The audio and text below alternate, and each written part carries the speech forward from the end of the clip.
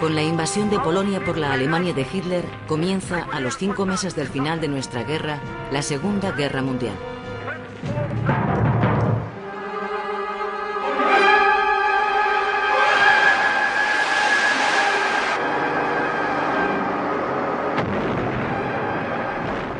En los campos de batalla del mundo se dirime una lucha a muerte entre 3 concepciones del orden político: el fascismo, el comunismo y la democracia.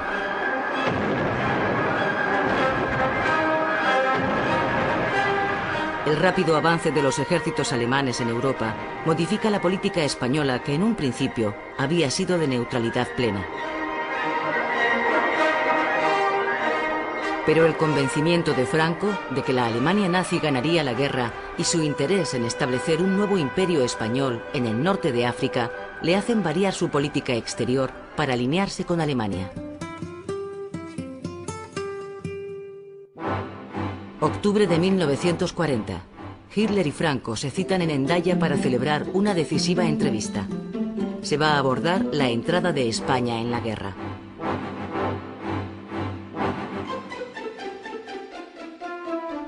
Hitler pretende que España entre en la guerra cuanto antes, pero no tiene intención de ofrecer a cambio grandes concesiones.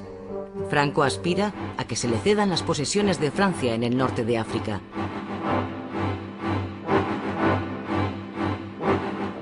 Pero no habrá acuerdo.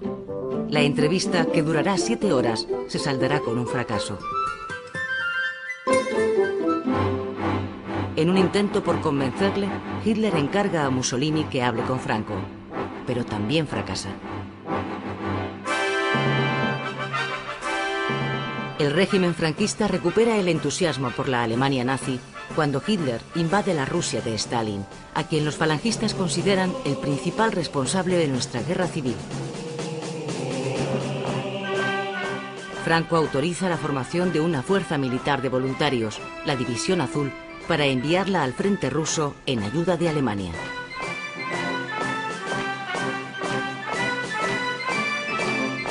España entra de esta forma en la contienda europea sin haber declarado la guerra.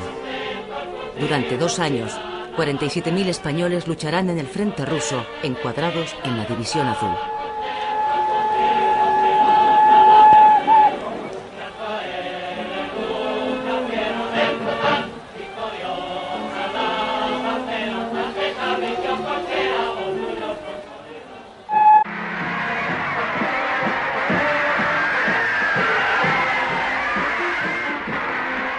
Con la liberación de París, en el verano del 44, se acerca el fin de la Guerra Mundial.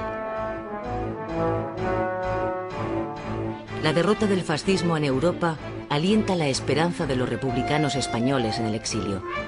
Muchos de ellos han participado en Francia activamente en la resistencia contra el nazismo. El Partido Comunista, que confía en recibir ayuda por parte de los gobiernos aliados, organiza ese mismo otoño una operación para liberar a España de las garras del franquismo.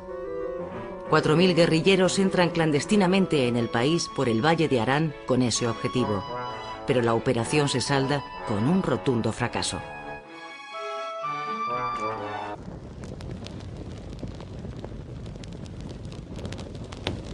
Tras la victoria de los aliados, el régimen de Franco pasa a ser el único fascismo que, habiendo apoyado a Hitler, sobrevive en Europa. La soledad internacional del franquismo se hace patente en 1946. Ese año, las Naciones Unidas niegan a España la entrada en su organización y recomiendan, además, a los países miembros que rompan relaciones con el régimen franquista.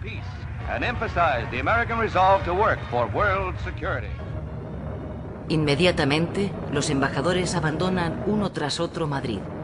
Francia cierra su frontera con España. El régimen de Franco queda totalmente aislado del exterior.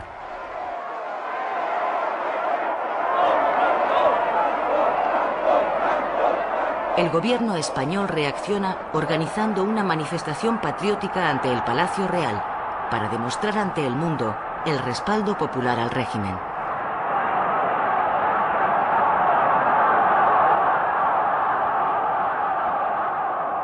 ¡Arriba España!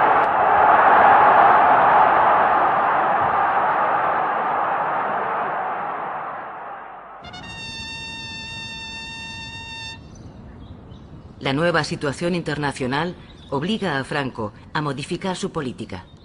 Los falangistas pierden protagonismo en el gobierno y los católicos lo ganan.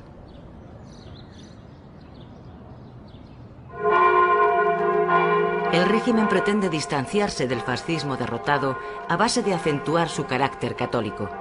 Las procesiones, las concentraciones religiosas y los ejercicios espirituales se celebran masivamente en todo el país.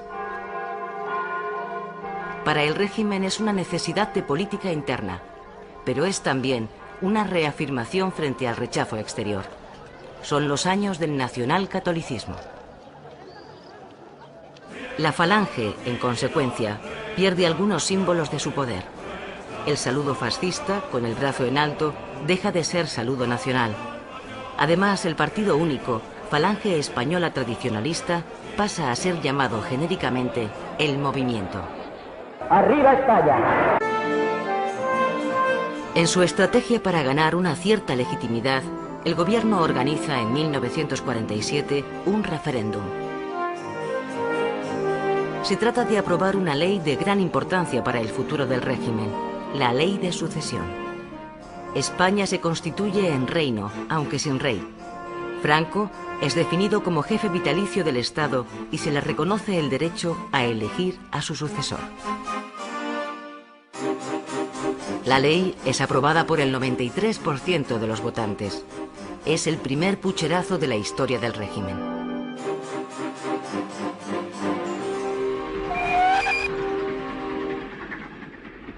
Un año después de aprobada la ley de sucesión, el príncipe don Juan Carlos, hijo primogénito de don Juan de Borbón, titular de los derechos dinásticos de la Casa Real, viaja de Estoril a Madrid. El príncipe tiene 10 años. A pesar de las malas relaciones entre Franco y don Juan, ambos han acordado que Juan Carlos venga a estudiar a España.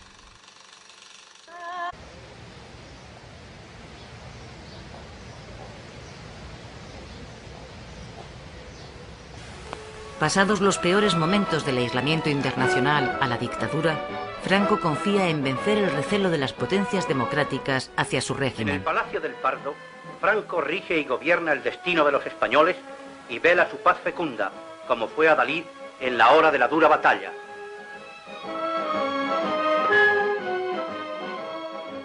Las buenas noticias para él comienzan a llegar en 1950. Los embajadores que en 1946 habían abandonado el país regresan después de que la ONU suspenda las sanciones contra España.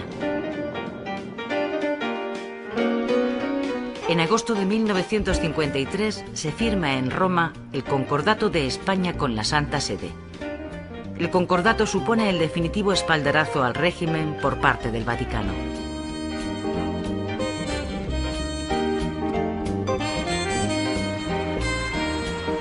Tan solo un mes después, España firma con los Estados Unidos un tratado de amistad y cooperación. A cambio de recibir ayuda económica, España permite instalar en su suelo 4 bases militares norteamericanas.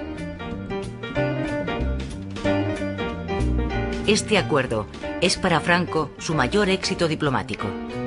Sin haber renunciado a su régimen dictatorial, ha logrado el respaldo de Estados Unidos.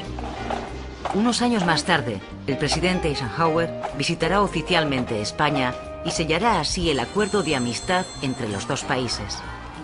El reconocimiento internacional al régimen culmina en 1955 con el ingreso de España en la ONU. La década de los 50 supone para Franco su legitimación definitiva e irreversible en el exterior. Esto le coloca en una posición de clara seguridad frente a la oposición que vive en el exilio.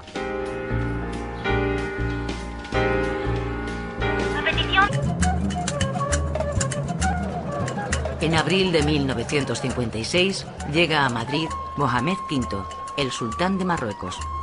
Viene a firmar el protocolo de la independencia de su país. Un mes antes, Francia había otorgado la independencia a su protectorado en Marruecos, y ante las constantes revueltas en el protectorado español, a Franco no le queda otra salida que hacer lo mismo. Ambas personalidades pasan a la antecámara, donde Franco tras hacer presente el afecto de España hacia Mohamed V, le impone el collar de la Orden Imperial del Yugo y las Flechas. La pérdida del protectorado de Marruecos supone para el régimen del 18 de julio el fin definitivo de su sueño imperial. A partir de entonces, España tendrá que hacer frente, además, a las constantes aspiraciones territoriales del nuevo Estado marroquí.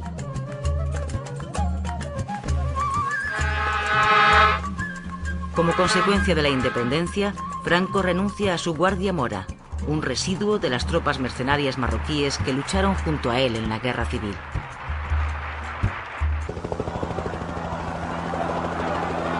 En 1959, coincidiendo con el 20 aniversario del final de la Guerra Civil, Franco inaugura el Valle de los Caídos.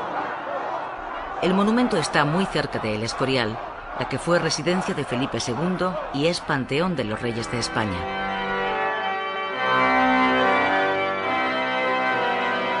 Franco ha querido imitar al rey Felipe, construyendo él también un monumento que perpetúe el recuerdo de su victoria militar sobre la mitad de los españoles. Pocos días antes de la inauguración han sido trasladados hasta aquí y enterrados los restos de José Antonio Primo de Rivera, fundador de la Falange. También Franco tiene previsto ser enterrado en el Valle de los Caídos, junto al altar mayor.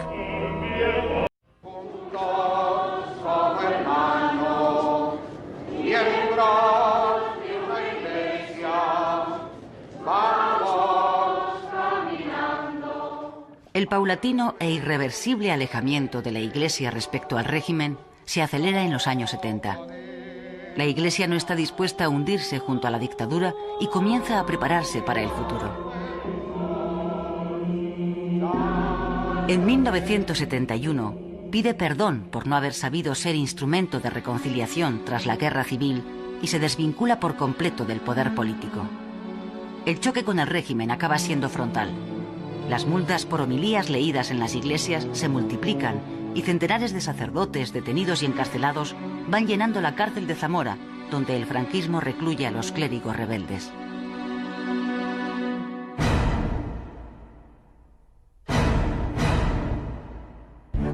En 1973, Franco, asediado por la enfermedad de Parkinson y por la edad, tiene 80 años, renuncia a la presidencia de gobierno.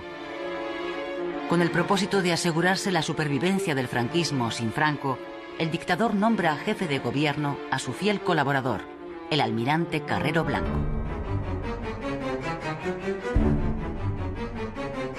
El nuevo presidente llega al poder en un momento en el que el régimen empieza a hacer agua por todas partes.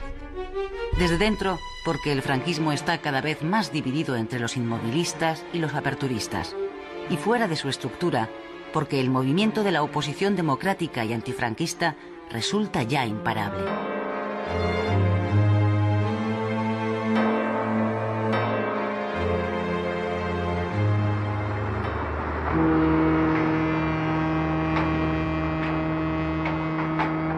En el ámbito económico, el gobierno de Carrero coincide con la gran crisis internacional.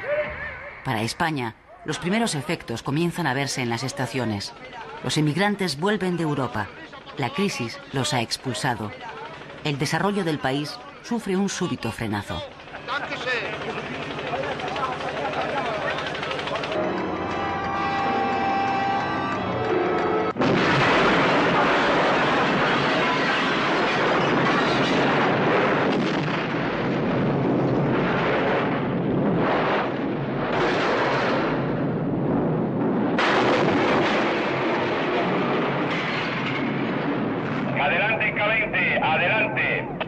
Vamos a ver, parece que el coche que hay en el tejado es el del presidente del gobierno y parece ser que está muerto.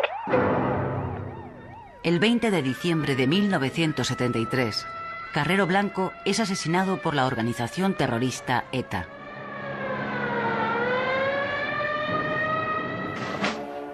Con la muerte de Carrero, desaparece el único hombre que simbolizaba una cierta garantía de futuro para el régimen.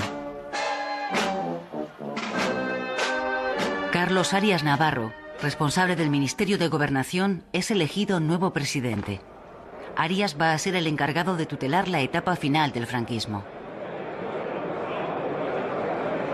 En su discurso programático ante las Cortes, en febrero de 1974, el presidente Arias anuncia su apuesta por un cierto aperturismo dentro del régimen.